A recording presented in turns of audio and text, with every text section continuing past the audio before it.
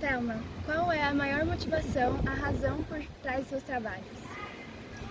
Bom, eu tenho vários trabalhos nas minhas costas. A minha formação é matemática, mas durante muito tempo representei o Brasil nas negociações na Convenção Quadro das Nações Unidas sobre Mudança do Clima, onde o pessoal achava que eu era engenheira florestal.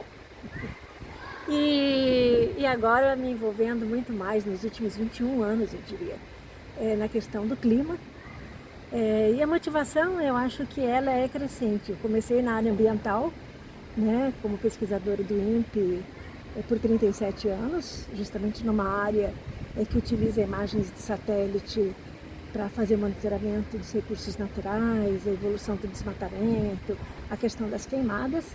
Ela começa por aí, depois naturalmente ela migra para a área de clima, já que tanto as florestas podem ser impactadas pela mudança do clima, mas elas também podem contribuir para piorar a questão do aquecimento. Então a motivação é lidar com essas duas partes, né?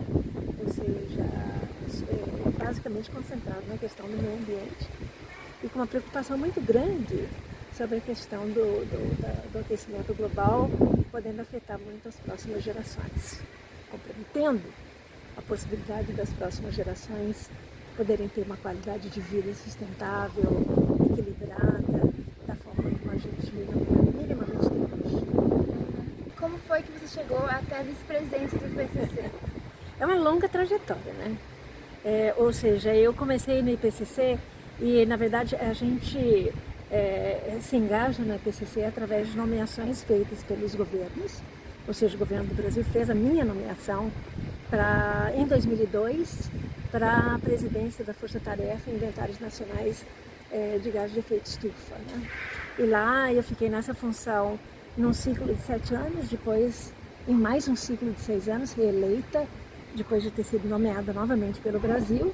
Ou seja, cheguei em 2015, depois de 13 anos de IPCC, e aí o Brasil fez a minha nomeação, a primeira mulher, né, a ocupar esse cargo de vice-presidente do IPCC, cargo que eu ocupei de 2015 até julho de 2023, quando infelizmente não consegui ser eleita presidente do IPCC, apesar do Brasil ter feito uma nomeação e apesar de terem feito todos os esforços possíveis e impossíveis para terem a nomeação de uma primeira vez uma mulher, né? Depois de 34 anos de instituição, né? com todo o currículo que eu tenho atrás de mim, né? Os meus 72 anos, eu acho que durante esse processo eu deixei de ser modesta e posso dizer com confiança que era realmente a melhor dos 4 candidatos.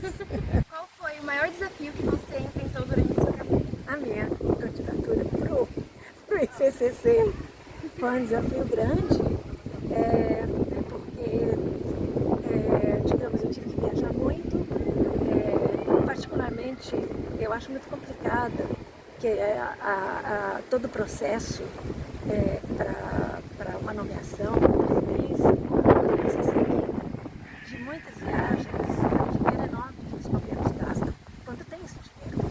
Ou seja, já existe de saída uma dificuldade muito grande de você ter uma nomeação de países em desenvolvimento e de países desenvolvidos.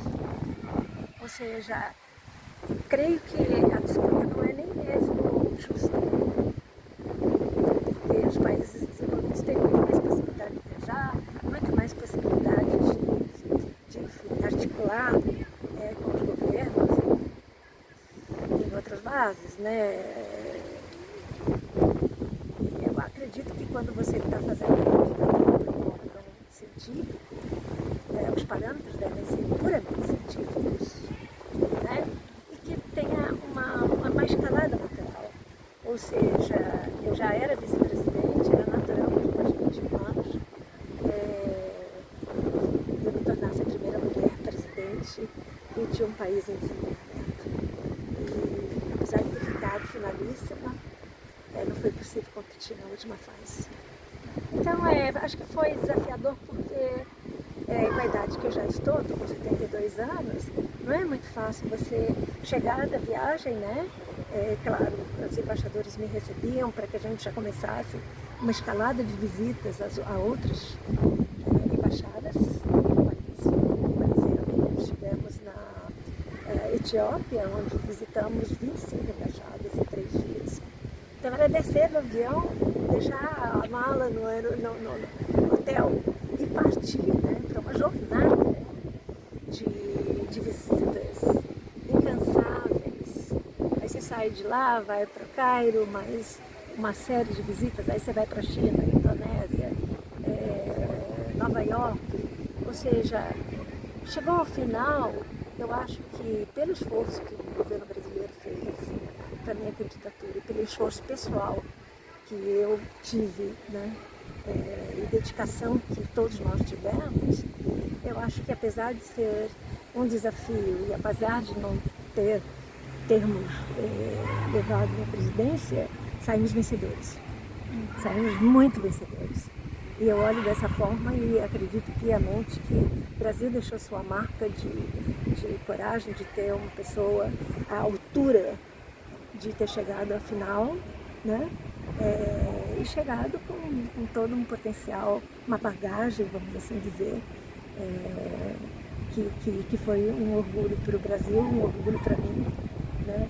Eu acredito que também internacionalmente um orgulho de ter tido uma candidata de país em desenvolvimento assim, que tivesse a capacidade de competir, vamos assim dizer. Mas é isso, acho que foi um desafio, acho que foi uma luta. É claro que toda a minha carreira, isso é mais agora é o final da minha carreira, né? Mas o começo da minha carreira foi difícil. Eu tive que enfrentar muitos desafios pessoais, porque tinha um menino pequeno, né, lutando para tirar o meu mestrado, para fazer depois. O doutorado já foi mais fácil, entre aspas. Meu filho já estava com 14 anos e decidiu ficar no Brasil, e foi muito difícil para mim, né? Então, em cada uma dessas etapas foram dificuldades sendo superadas, né? Dificuldades pessoais sendo superadas. E enquanto mulher, eu acho que a gente tem desafios mais profundos, né?